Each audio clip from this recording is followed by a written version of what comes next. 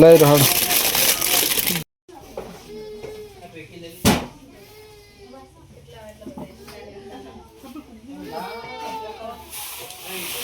આ ડબ્બા લેવા છે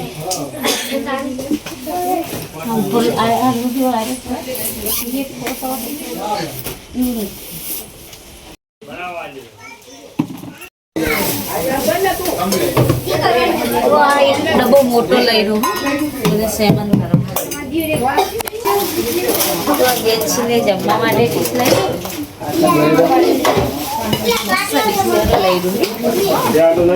રોપ લાવ્યો ડુંગળીનો? હા, ડુંગળીનો રોપ લાવ્યો હો. કેટલી પૂળી લાવી? 20 પૂળીઓ લાવી. તેણે વાવવાનું છે ને? મોટો બધો ચારો કરવો છે એટલે 20 પૂળીઓ રોપ લાવ્યો છે. આમ કરીને બટી નાખું ને એટલે પછી છોડતા સારું ફાવે ને આવી રીતે. ભાવ લીધો આનો? એક પૂળીના 10 રૂપિયા કે હું તો કીધું 5 રૂપિયા હાલો. 5 રૂપિયામાં કોણ હાલે? 5 રૂપિયા કે આવે બુન મન કે તો એ કે ફ્રી ના આલી.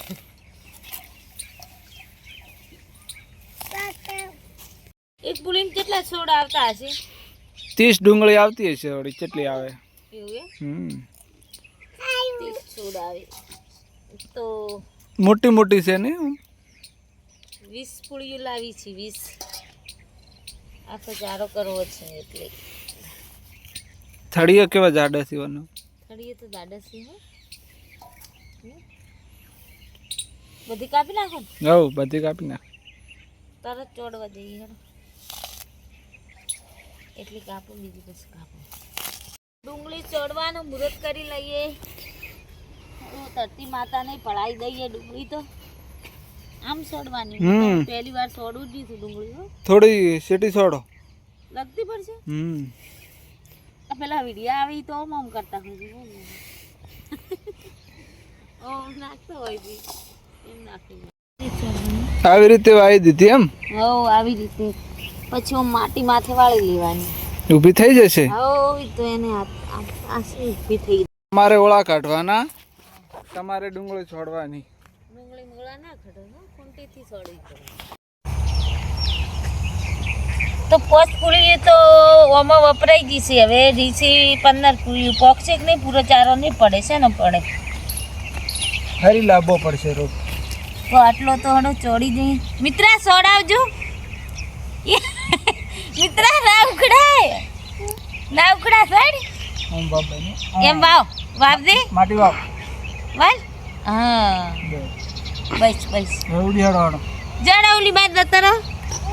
હા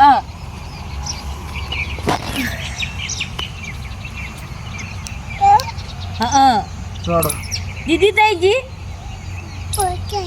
હોસ્ટેલ નિસ્કૂલ જી કહેવાય. આખો ચારો તો નહીં પોકે ને? ના આખો ચારો તો નહીં પહોંચો. 20 પૂળીઓ આટલા આમ તો જતી રહી. સરસ કરી લ્યો. તમે કહો પહોંચી રહે ને 20 પૂળીઓ? હવે વળી કીધું પહોંચી રહે. અમે છે કોઈ દાળ ડુંગળીનું વાવેતર કર્યું તું હવે કર્યું પહેલી વાર.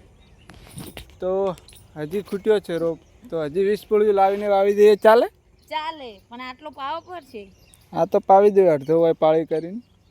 તો એમ કરો તો 20 પૂળીઓ લાવજો લાની ને ચાલી રહે 20 પૂળીઓ તો વળી. હજી 20 પૂળીઓ જોહે એટલે હું લઈ આવું.